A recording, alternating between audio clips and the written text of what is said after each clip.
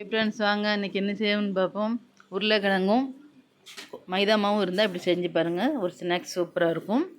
மைதா மாவு ஒரு கப் எடுத்துருக்கேன். கொஞ்சம் சோடாப்பு, லைட்டாக உப்பு, கொஞ்சம் தண்ணி தொளித்து நல்லா பிணைஞ்சிக்கிடுவோம். 2 கரண்டி எண்ணெய் சேர்த்துக்கிடுவோம். நல்ல சப்பாத்தி மாவு மாதிரி பிணைஞ்சி ஊற வச்சுருவோம். உருளைக்கிழங்கு 3 உருளைக்கிழங்கு வேக வச்சுருக்கேன். அதை எடுத்து சீவி வச்சுக்கிடுவோம். ஒரு பச்சை மிளகா, கொஞ்சம் மல்லி இலை, கொஞ்சம் வத்தப்பொடி, கொஞ்சம் மஞ்சள் பொடி, தேவைக்கு கார்ன்ஃப்ளவர் மாவு கொஞ்சம், அதில் கொஞ்சம் உப்பு சேர்த்துக்கிடுவோம். அதை அப்படியே விரைவி வச்சுக்கிடணும்.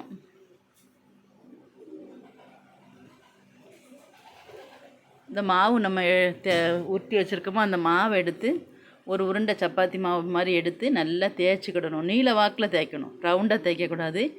நீல ஷேப்பில் தேய்க்கணும். தேய்ச்சிட்டு ரிப்பன் மாதிரி கட் பண்ணணும். ஒரு 2 விரல் அகலத்தில், 2 விரல் 3 விரல் அகலத்தில் கட் பண்ணிக்கிடுங்க. நம்ம எடுத்து வச்சுருக்க மசாலாவை ஒரு கொலக்கட்டை மாதிரி பிடிச்சிக்கிடுங்க. ஒரு கொலக்கட்டை மாதிரி பிடிச்சி அந்த மாவுக்கு முன்னால் வைக்கணும். ரிப்பன் மாதிரி வெட்டியிருக்கோமோ அது மேலே வச்சு அப்படியே சுருட்டிடணும். அப்படியே எல்லா மாவும் இதே மாதிரி சுருட்டிக்கணும். இந்த கம் மாதிரி நம்ம மைதா மாவு கரைச்சி வச்சுருக்கோம். அதை லைட்டாக தேய்ச்சிக்கிட்டு அப்படியே ஒட்டி விட்டுட்டோம்னா நல்லாயிரும். இது அப்படியே எண்ணெய் காயட்டும். எண்ணெய் காஞ்சோட நம்ம எல்லாம் அப்படியே 2 போட்டு நல்லா பொரித்து எடுக்கணும். செவக்க நல்லா டேஸ்ட்டு சூப்பராக இருக்கும்.